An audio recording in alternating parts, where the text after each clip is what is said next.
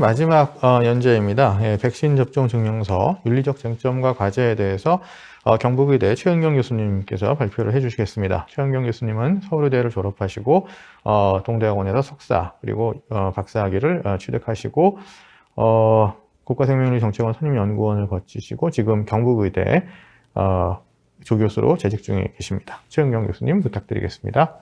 네, 안녕하세요. 지금 백신 접종 증명서 윤리적 쟁점과 과제 발표를 맡은 경북대학교 의과대학 최은경입니다. 소개해 주셔서 감사합니다. 백신 접종 증명서는 새롭게 제기되는 팬데믹 공중보건 정책과 윤리적 과제라고 할 수 있습니다. 관련해가지고 새롭게 좀 윤리적 쟁점과 과제 이런 것도 있을까 하는 어떤 발표를 부탁받았고 거의 맞춰가지고 좀 간단한 발표를 준비했습니다. 순서는 다음과 같이 진행될 예정입니다. 도입의 현재 백신 접종 증명의 도입의 배경 및 현황, 상황을 좀 점검을 해봤고 도입 역사가 있습니다. 그러니까 백신의 도입 역사와 비슷하게 접종 증명도 일종의 역사가 있고요. 현재 코로나 팬데믹 관련해서는 이제 좀 찬반 논쟁들이 있습니다. 이게 어떤 시기에 찬성의 입장과 반대의 입장이 있고 그 여론의 이분화가 있고 왜 그것들이 찬성의 입장의 근거, 반대의 입장의 근거 등이 역시 제시가 되고 있고요.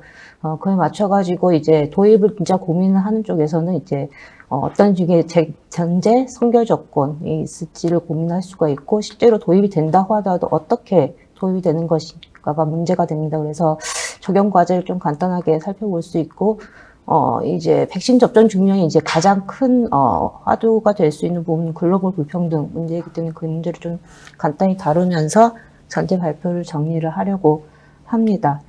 도입의 배경은 많이들 아실 것 같습니다. 백신 배포가 일단 어느 정도 궤도에 오르고 있습니다. 그러면서 특히 이스라엘이나 아니면 미국 같은 빠른 백신 배포국, EU 같은 국가, 영국 이런 국가들 중심으로 백신 접종 증명서가 개발되고 있고 심심치 않게 얘기가 나오고 있고 실제로 빨리 도입이 되고 있습니다. 이 백신 접종 증명서가 이제까지는 락다운이나 아니면 사회적 거리두기로 인해서 이동의 자유가 굉장히 많이 제한이 되었었는데 다시 경제활동 재개에 도움이 되면서 모든 사람들한테 로스트 베네핏이 될 수 있을 것이라는 기대가 있습니다. 이스라엘을 필두로 EU, 미국, 영국, 덴마크, 아이슬란드, 폴란드 등 다양한 국가들이 백신 접종 증명 도입을 서두르거나 매우 다양하게 다루고 있습니다. 그래서 각각이 어떤 식으로 도입 현황이 이루어지는지 보니까 거의 한 2월, 3월 내에 거의 많이 도입이 되고 프로포절이 제출이 됐더라고요. 이스라엘 같은 경우는 그린패스로 제일 빠르게 역시 백신 배포를 굉장히 빠르게 한 국가답게 그린패스를 제출을 했는데 발급 대상들이 조금씩 좀 다릅니다. 약간 이스라엘 같은 경우는 백신을 접종한 개인, 그리고 코로나19에서 회복한 개인, 그리고 PCR 검사 음성이 같은 개인, 세 분류로 하는데 이게 하나의 모델이 된 것 같습니다. 적용 범위는 이스라엘 영역 내 극장과 콘서트홀, 레스토랑 및 바, 일부 국가가 이스라엘, 진짜 WHO에서는 이 백신 접종 증명을 도입하는 것에 부정적이지만 각 국가별 협약을 통해 가지고 일부 국가들이 여행을 할 수 있습니다. 그러니까 이스라엘 같은 경우에 그리스와 협약을 맺어서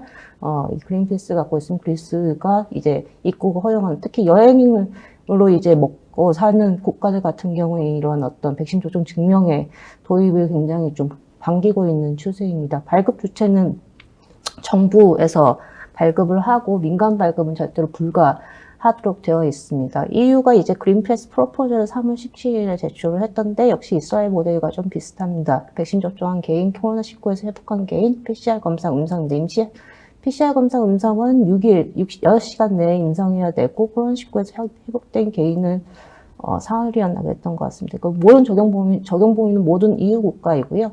발급 주체는 국가보건당국 헬스 어서리티만 가능하다라고 되어 있고 병원 검사기관입니다. 미국이 제일 좀 흥미롭다고 할 수 있어요. 제일 디센트럴라이즈드 시스템이라고 할 수 있는데 연방 차원은 절대로 이제 도입에 대해서 별로 긍정적인 메시지를 안 주고 있습니다. 이게 당장 공화당에서 문제가 되니까. 근데 민간 차원에서는 이제 다양하게 이제 특히 항공사들 중심으로 백신 접종 증명서를 도입을 하려고 하고 있고 주 차원에서 이제 이 책임을 갖고 헬스 시스템에 대한 백신 증명서를 발급하고 있는 게 제일 빠른 게 뉴욕주입니다. 그래서 IBM이랑 손을 잡고 엑슬레이트 패스라는 거를 도입했고 역시 이것도 이스라엘 모델과 비슷하게 세 명 모두입니다.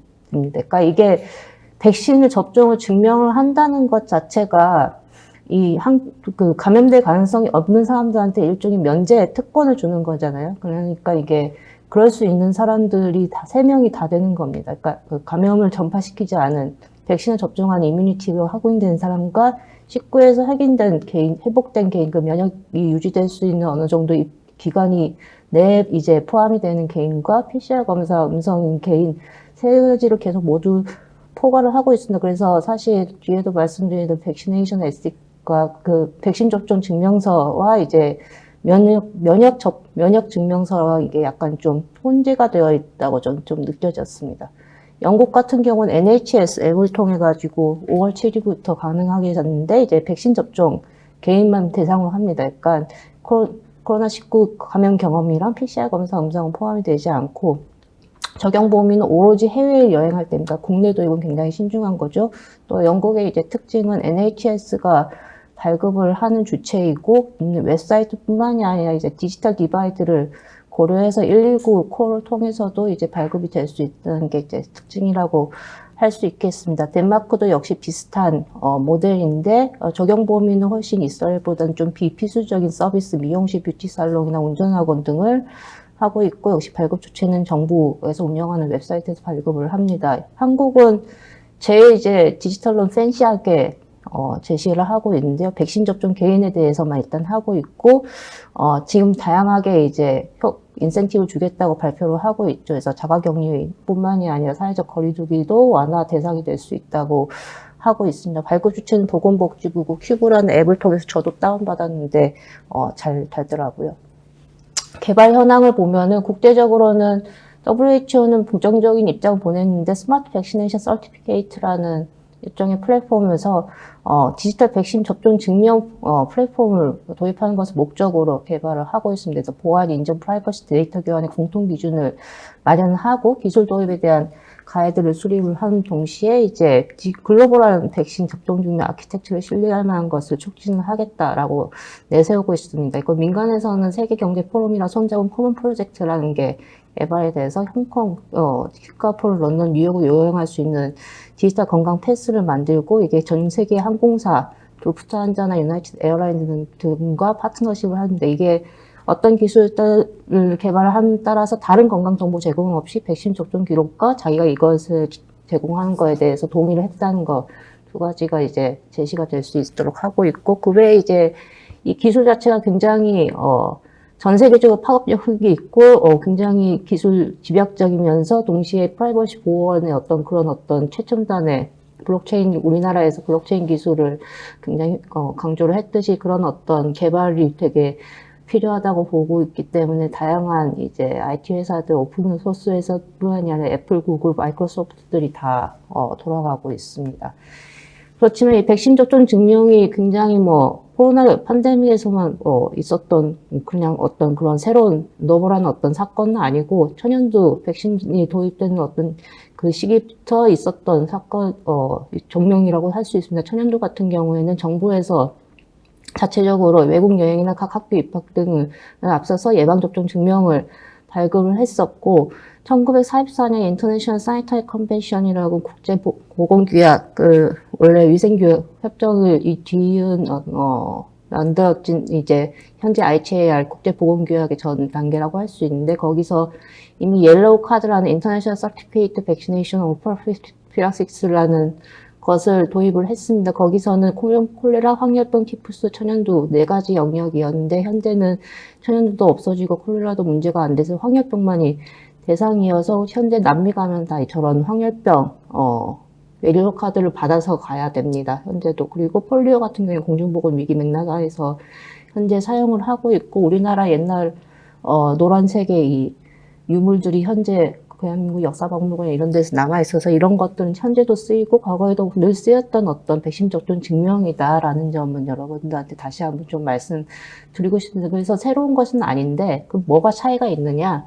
황열병 백신 같은 경우는 이제 싱글샷입니다. 그리고 WHO에서 사전 승인한 백신이고 백신 접종 인프라가 잘 갖춰진 데서 단일한 접종 기록 양식을 사용합니다. 그리고 이게 우리 코로나 백신처럼 굉장히 급속도로 배포되었던 그런 백신이 아니라는 점이 좀 차이가 있습니다. 근데 코로나 백신은 일단 너무 정신없이 배포가 됐고, 대부분 백신 종류도 다릅니다. 빠른 배포 속도와 대부분 투도지고, 그리고 종류도 다양하고, 접종 기록 양식도 전 세계적으로 통일되어 있지 못합니다. 모든 백신이 동일한지, 아니 같은 백신을 접종됐는지, 저 백신이 효과에 대해서 이렇게 차이가 있는지 없는지에 대해서 아직 충분한 데이터가 축적이 돼 있다고 볼 수가 없습니다. 그렇기 때문에 단일한 옐로우 카드로 이거를 신뢰를 할 수 있느냐라는 것이 이제 이 코로나 백신 집중 증명에서는 더 중요한 과제가 된다고 볼 수 있습니다. 그래서 접종 증명의 효과라는 측면이 계속 좀 논의가 되는 것이 이런 맥락이 있다고 말씀드릴 수 있겠습니다. 그래서 현재 도입의 목적이나 이런 것들을 말씀하시는 말씀하는 그룹들은 경제활동 제한, 완화책이 일단 될 수가 있고, 또 백신 인센티브라는 것을 얘기를 합니다. 그러니까, 윌프 미롱이라는 이제 이스라엘 그린패스를, 프로포저한, 연구자 같은 경우는 이게 백신 접종한 개인이 특정 약품을 입신하는 것을 허용함으로써 백신 접종하지 않은 사람들을 처벌을 할 수 있는 효과를 줄 수 있다라고 얘기를 하고 있습니다. 이게 굉장히 중요한 인센티브 개념일 거고, 이제 기술 개발하는 사람들 중에서는, 그리고 또, 현재 백신의 효과를, 그래서 모니터링하는 공중보건 입장에서는 이게 굉장히 좀 좋은 어떤 모니터링 기술이라는 개인의 정보와 백신 접종 기록과 이런 것들이 계속 어떻게 유통 가능한 형태로 정보로 모두 집적이 될 수가 있으니까 디지털 백신 접종 증명은 일종의 코로나19 백신의 전달과 모니터링이 지원할 효과적이고 상호 운영 가능한 디지털 솔루션 도입을 촉진할 것이로 WHO 스마트 백신의 서티피케이션 워킹 그룹에서도 얘기를 하고 있습니다. 다만 이제 윤리위원들, 특히 이제 EU 같은 곳은 도입 반대를 얘기를 하고 있는데, 독일 윤리위원회 같은 경우는 백신 접종받은 이들에 대한 예외를 허용하는 것을 일단 반대를 한다. 그리고 백신 접종 후에도 이게 제일 큰 문제죠. 현재 백신에 대해서 개발한 어떤 그 연구, 삼상 시험에서도 백신 전파를 가능성을 약화시킨다는 증거가 없습니다. 그래서 바이러스 여전히 전파시킬 수 있다는 위험이 있다. 그렇기 때문에 이거는 최소한으로 도입되는데, 특히 예를 들어서 이제 현재 사회적 거리두기 같은 것이 계속되는 상황에서 이제 그 고립되어 있는 요양원이나 뭐 이런 사람들에 대해서 교류에 대한 제한을 풀고 그런 소셜 아이솔레이션을 좀 완화시키는 차원에서 도입돼야 되지, 이것을 그냥 경제활동에 대한 이익으로 이렇게 도입돼서는 안 된다라는 어떤 그게 독일 윤리위원회 입장이었고, 네덜란드 건강위원회도 역시 이게 최소한의 어떤 목적이었는데 그 사유가 분명해야 된다. 대안이 절대적으로 없을 때나 가능하다. 그러니까 사회적 거리두기나 뭐 이런 것이 충분히 가능한데 이것을 그냥 마구 도입해가지고 백신 접종 증명을 통해가지고만 이제 다시 그 경제활동들을 일상적인 활동들을 재개하는 것에 대해서는 반대를 하고 있습니다. 일단은 기본 원칙이 지켜지는 한 불필요하고 그런 것들이 근본적 권리나 자유에 대한 침해가 될 수 있고 일부 그룹의 배제가 될 수 있다. 그러니까 백신은 접종받지 않으려고 혹은 접근성이 낮은 그룹에 대한 배제가 될 수 있다는 거죠. 찬성 반대 여론도 역시 이분화되어 있습니다. 영국 노필드 대단에서 2021년 4월에 호원 여론조사를 했을 때 찬성이 51.9%였고 매우 반대가 28%였습니다. 차별이 없을 것이다가 41.6%였습니다. 특이할 만한 점은 유색인종 등작자들이 더 많이 반대를 했습니다. 그러니까 50.4%가 반대를 해서 특정 인구 집단을 차별할 것이라고 보는 게 58.4%대, 특히 이런 어떤 것은 차별의 경험이 있는 이제 인종 집단이나 아니면 인구 집단들이 훨씬 더 예민하게 받아들일 수밖에 없고, 이것을 백신이 없다는 것이 어떻게 차별의 근거가 되지 않을 수가 있을까라는 거에 대해서 훨씬 좀 민감하게 받아들일 수밖에 없을 것 같습니다. 미국에서도 이거는 이제 너필드는 이제 백신 접종 증명에 대해서 물었다면 미국은 항체 검사 기반 증명 프로그램 도입 여부에 대해서 물었는데 찬성 반대가 역시 인종 이데올로기 사회적 경제적 계층등에 따라서 반대가 절반으로 나뉘고 절대적으로 이게 사회를 디바이드하는 어떤 그런 계기가 될 수 있다라는 것이 이 여론조사에서도 분명히 결과로 나오는 것 같습니다. 아까 앞에서 제가 면역증명서에 이게 두 가지 섞여 있다고 말씀드렸는데 면역증명서랑 좀 비교를 좀 해봐야 될 것 같습니다. 왜냐하면 면역증명서는 처음에 2021년 4월에 이 한참 팬데믹이 크게 일어났을 때 이것이 굉장히 좀 한마디로 얘기하면 논쟁의 대상이 됐습니다. 이건 회복된 사람들은 경제활동을 자유롭게 할 수 있게 해달라는 거죠. 그런 어떤 프로포저들이 계속 있었고, 그러니까 사스코비2 항체 형성이 혈청학적 근거를 기반으로 이제 발급될 수 있다라고 하면서 이걸 했었는데, 그거에 대해서 이제 뭐 사이언스 네이처지나 뭐 이런 데서 거의 뭐 미친 아이디어다 뭐 이런 식으로 굉장히 반대를 했습니다. 이유는 이제 바이러스에 대한 일단 면역 보호 기관이 밝혀지지 않아서 현재는 좀 이제 롱텀 이뮤니티가 있는 것처럼 이제 결과들이 나오고 있는데 아직 그때는 그러지는 않았었고, 항체 검사가 그렇게 신뢰할 만한 항체 검사가 아직 개발이 되지 않았었고, 특히 감염을 인센티브화를 해서 이게 이제 솔직히 얘기하면 코로나 파티를 여는 거 아니냐 막 이런 식의 이제 사회적 특히 접근성이 높은 어떤 그런 것들에 대해서 훨씬 좀 유연하게 접근할 수 있는 젊은 층들은 그런 것들을 하고, 대부분 그 위험도 훨씬 높은 사람들은 그 위험에 훨씬 노출시키는 그런 결과를 가져오지 않겠느냐라는 그래서 반대가 굉장히 컸는데, 백신 접종 증명서는 조금 다르게 보고 있는 것 같습니다. 일단은 면역의 패턴이나 면역 기한에 대해서 일단 임상시험이라는 형태가 있기 때문에 훨씬 좀 예측이 가능하고, 이거는 이제 감염은 소셜한 함인데, 백신은 소셜한 구슬, 그것을 인센티브화를 하고 있기 때문에 좀 윤리적으로 조금 더 덜 받아들인다고 하지만, 아까 말씀드렸듯이 면역이라는 게 어떤 면역은 이제 인정하고 어떤 면역을 인정하지 않는다는 게 조금 어렵습니다. 그렇기 때문에 접종 증명서라는 어떤 개념이 들어오면은 이스라엘 사례처럼 이렇게 두 가지가 섞이기 쉽습니다. 그렇기 때문에 역시 이게 신중하게 또 비교를 한다고 해가지고 이게 어느 쪽이 바로 더 오케이하고 어느 쪽이 또 마이너스 이렇게 되기가 좀 어려울 것 같습니다.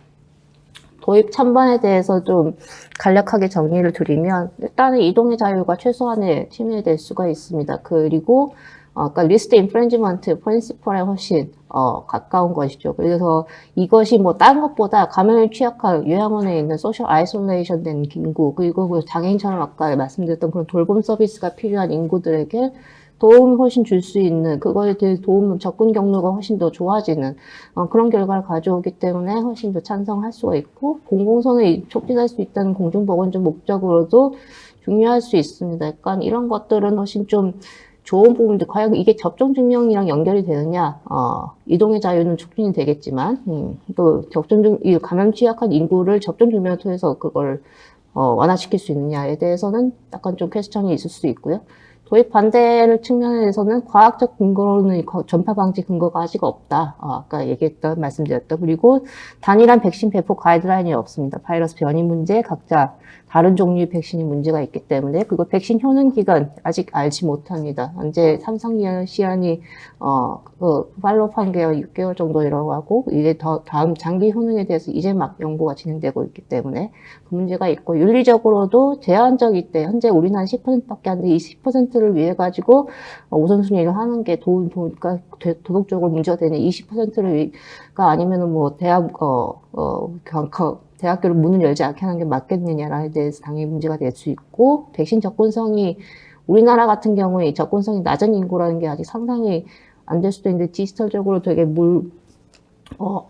접근도가 낮은 사람들이나 아니면은 해외 같은 경우에는 이제 지리적 격차나 문제도 있고, 그리고 뭐 종교적 집단 어떤 신념의 문제도 있고, 이런 것들이 주변되고 차별화될 수 있다라는 부분이 있어요. 그래서 불평등한 어떤 사회에서 불평등하게 백신 분배되는데 여권만 평등하게 분배가 될 수 있냐에 대해서 의문이 있는 거죠. 그리고 또 마지막으로 프라이버시 이슈가 있습니다. 굉장히 이게 아까 말씀드렸듯이 이제 디지털화 되면서 다른 건강 상태랑 적중이 되고, 그 포함되고, 그게 또 모니터링의 대상이 될 수가 있기 때문에, 또 다른 법적인 이유, 이민 보험비랑 결합될 수도 있고, 그리고 이 백신 접종을 대해서 뒤에도 말씀드렸지만 그런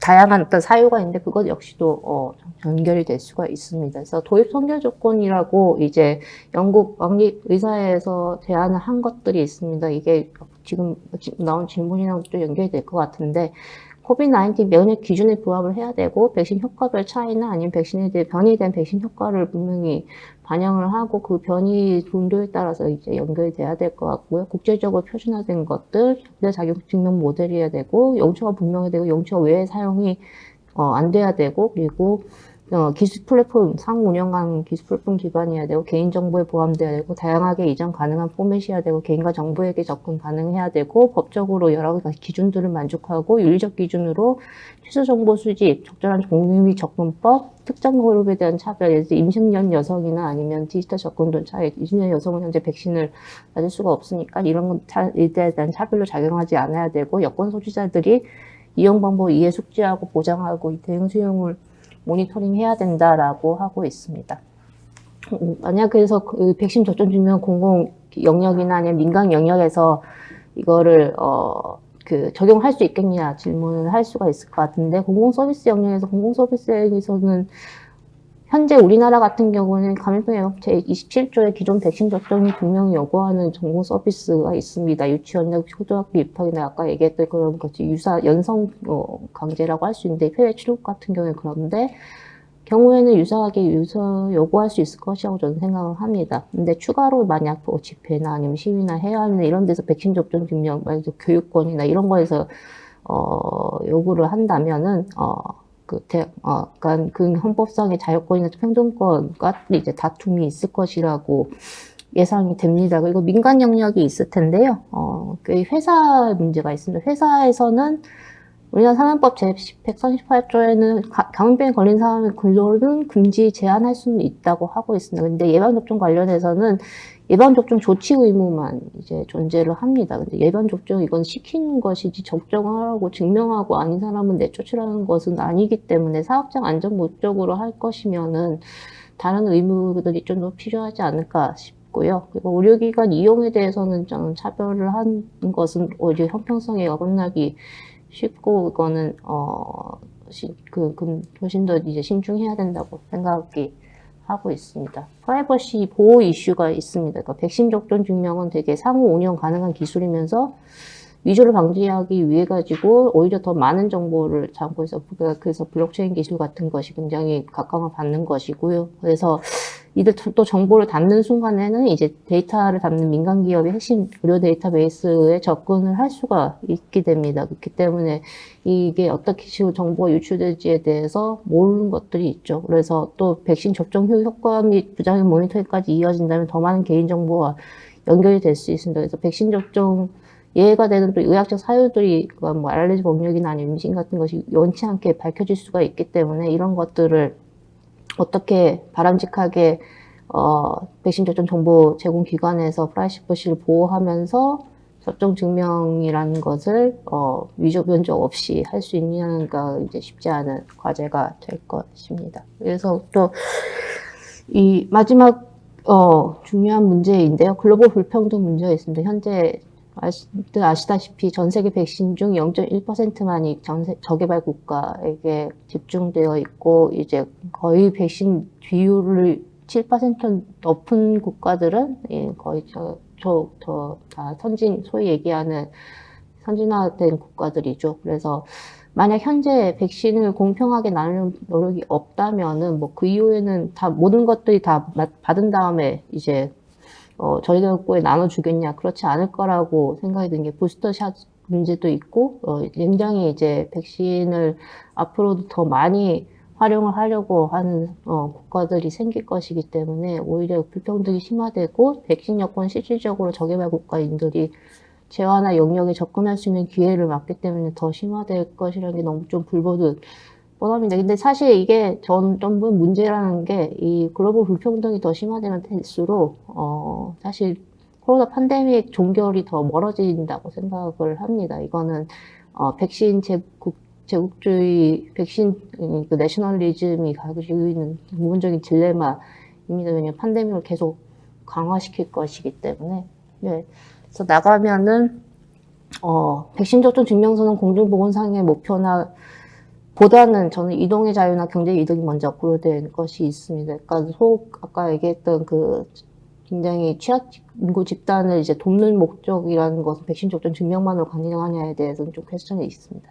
백신 접종 인센티브한 개념은 백신 의무화는 다르지만 이제 필수 서비스에게 이제 적용된 백신 의무화와 거의 좀 비슷한 효과를 가져올 수 있고, 코로나19 백신 배포도에 이제 백신의 효과라는 게 되게 아직 불분명한 부분이 있기 때문에 모니터링까지 기술 개발이 될 수 있습니다. 그래서 과학적 효과가 좀 더 분명한 근거가 필요하고, 불평등 문제를 완화시키면서 프라이버시, 침해 문제 등을 주요하게 이제 유의할 과제가 됩니다.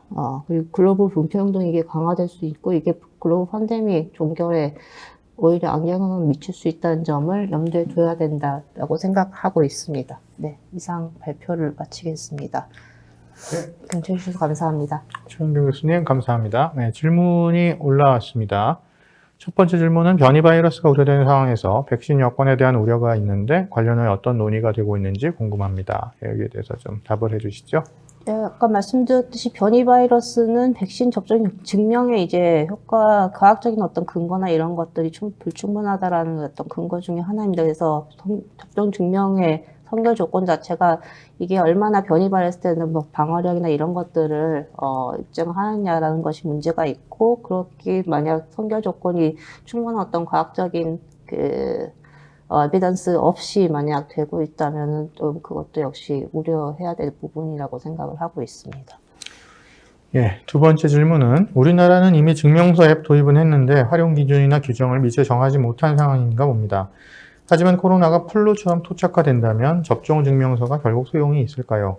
예, 플루 백신 증명서를 발급하지 않는 것처럼 이렇게 예, 주셨는데요. 맞습니다. 근데 플루 백신 증명서를 발급을 하지 않는 것은 플루는 일정 정도의 집단 면역이 형성이 되어 있기 때문이죠. 근데 우리나라 지금 이거를 백신 증명서를 앱을 도입을 하는 것은 백신 인센티브화하는 개념일 것 같습니다. 그러니까 처음에 저도 뭐 질병관리청에서 왜 이걸 백신을 어떤 활용처를 생각하지도 않고 먼저 블록체인 기술을 개발을 했는지는 잘 모르겠습니다만, 이게 만약 처음엔 국제 기준을 먼저 생각했던 것 같고, 다른 영국 같은 사례에서도 해외여행 때 잘 써야지 이런 것들이 먼저 있었던 것 같고요. 해외 교류를 할 때 이 사람들이 불편함이 없게 빨리 개발을 해야지라는 것이 하나 있었던 건데, 결국 국내에 이제 도입을 한다는 거는 이게 어떤 공중보건적 효과를 가져온지에 대한 어떤 고려나 이런 것들이 있을 텐데, 말씀드렸듯이 집단 면역이 형성이 되면 접종 증명은 필요 없습니다. 근데 집단 면역이 형성이 되지 않은 과정에서 인센티브화를 시키는 것 문제인 것 같고요.